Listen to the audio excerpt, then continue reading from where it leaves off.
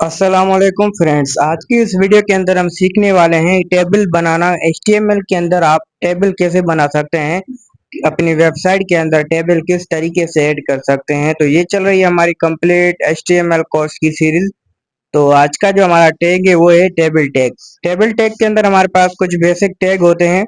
आज की इस वीडियो के अंदर हम वही देखेंगे। बॉडी के अंदर सबसे पहले हमें लिखना है टेबल। टेबल का टैग जो है वो स्टार्ट कर देना है यहाँ से टेबल। यहाँ से स्टार्ट करने के बाद इस टैग को क्लोज भी करना है। तो ये जो है कंटेनर टैग है। टेबल क्लोज करने के बाद अब यहाँ पर इसके अंदर हमें क्या करने हैं, सेल वगैरह बनाने हैं। तो सबसे पहले हम लिखते हैं एक टैग। टैग का यूज करते हैं। टेबल टैग के अंदर हमारे पास जो टैग है वो है हमारे पास TR का टैग। यहाँ पर देखें TR, देन उसके बाद नीचे भी TR लिखकर उसको ब्रैकेट क्लोज कर देना है।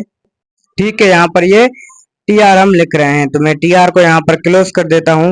ये याद रखें, ये जो हम TR लिख रहे हैं इस TR का मतलब क्या होता है। तो पहले ये TH को समझ लेते हैं। टेबल हेडर, टेबल के अंदर ये ऊपर ये देखें हेडर नजर आ रहे हैं आपको।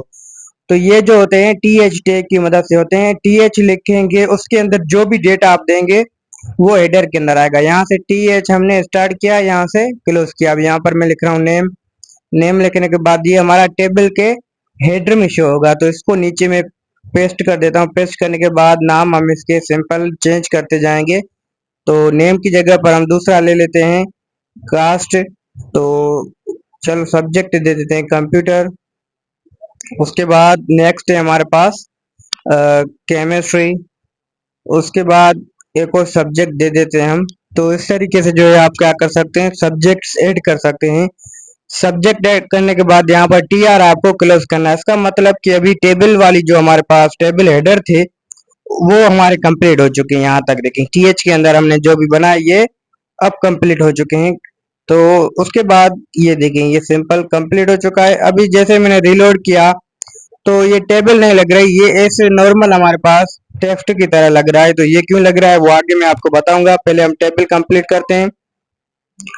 यहाँ पर TR को दूसरा TR ओपन करता हूँ। अब ये TR जो होगा ये होगा TD के अंदर। TR ओपन किया, क्लोज किया। अब इन TR के अंदर हमें जो लिखना है वो लिखना है TD, टेबल डेटा। टेबल के अंदर जो भी हम डेटा लिखते हैं TD के अंदर लिखते हैं। तो यहाँ से मैं इसको नीचे कर लेता हूँ। नीचे करने के बाद अब सिंपल आपको एंगल ब्रैकेट ओपन करके यहाँ पर लिख देना है TD। TD इधर क्लोज कर देना है। जैसे हम टेबल हेडर लगा रहे थे अब वैसे ही TD टेबल डेटा लगाएंगे। अब यहाँ पर कुछ भी टाइप करना है। सबसे पहले क्या था, हमारे पास नेम था। तो यहाँ पर हम नेम देंगे। ये देखिए हेडर में हमारे पास क्या था, नेम। अब यहाँ भी हमें क्या देना है, नेम ऐड कर देना है। तो नेम क्या है वो आप लिख सकते हैं, किसी का भी नाम लिख सकते हैं, अली। देन उसके बाद अभी इसको हम क्या करते हैं, कॉपी कर देते हैं। फिर नीचे जो है वो उसकी सीरीज फिल करते हुए जाएंगे। यहाँ से दोबारा मैं इसको एक बार और कॉपी कर देता हूँ। यहाँ पर इसको भी रख देते हैं। ठीक है, तो ये चार वो हैं, चार ये हैं। अभी फर्स्ट वाला जो है हमारे पास वो है नेम का। नेम में हमने क्या लिखा, अली। अली लिखने के बाद ये नेम देखें ये वाला है, यहाँ पर नेम अली। देन उसके बाद दूसरा है कंप्यूटर सब्जेक्ट है। अब इस सब्जेक्ट के हमें यहाँ पर मार्क्स लिखनी है। तो दोबारा यहाँ पर भी हम क्या करते हैं, मार्क्स लिखते हैं इसकी, केमिस्ट्री की। देन फिजिक्स, फिजिक्स की भी हम क्या कर देते हैं, मार्क्स जो है यहाँ पर ऐड कर देंगे, लिख देंगे। तो ये मैंने लिख दी। लिखने के बाद सिंपल आपको क्या करना है, कंट्रोल S करके इसको सेव कर देना है। अब ये देखिए नेम, नेम यहाँ पर लिखा हुआ है। देन उसके बाद दूसरा है सब्जेक्ट। तो ये सब्जेक्ट्स की मार्क्स है हमारे पास। नीचे अब इसको स्क्रॉल करेंगे। स्क्रॉल करने के बाद यहाँ पर देखें टेबल नीचे क्लोज की थी वो क्लोज ही रह रही है। तो अभी F5 प्रेस करते हैं तो ये देखें किस तरीके से आपको ये जो टेबल है नजर आ रही है। मैं इसको जूम करता हूँ, सिंपल नजर आ रही है। देखें नेम, फिर उसके बाद ये चीजें लिखी हुई हैं। अब हम क्या करेंगे, देखें मैं आपको बता दूं कि इसके अंदर टेबल नहीं लग रही, बिल्कुल नहीं लग रही कि कोई ये टेबल है। उसके लिए क्या करेंगे, टेबल टैग के अंदर एट्रीब्यूट लगाते हैं बॉर्डर का, BORDER इक्वल। यहाँ पर डबल कोट्स के अंदर लिखेंगे 2 या 1 लिख सकते हैं आप। मैक्सिमम 9 एंड 1 होता है, इससे ज्यादा नहीं लिखना वरना टेबल बहुत बड़ी हो जाएगी। ये देखिए मैंने 2 लिख दिया। तो अभी ये लग रही है कि ये कोई भाई टेबल है। अगर 1 करते हैं फिर कंट्रोल एस करके यहाँ पर आके मैं इसको रिलोड करता हूँ तो देखें ये थोड़ी सी बारीक हो गई, पतली हो गई। तो वहां से मोटी कर सकते हैं। 9 करते हैं, 9 में देखेंगे कि ये बहुत ही बड़ी हो जाएगी, फुल साइज हो जाएगी। यहाँ पर देखें बैकग्राउंड में टेबल की वो जो है ज्यादा बॉर्डर आ रहा है। तो 19 लिखेंगे तो ये तो फिर तो बिल्कुल बहुत ही बड़ी बड़ी हो जाएगी। ये देखें पूरा का पूरा ये टेबल है। टेबल का बॉर्डर बड़ा होता है, उसका टेक्स्ट कभी भी बड़ा नहीं होता बॉर्डर के एट्रीब्यूट से।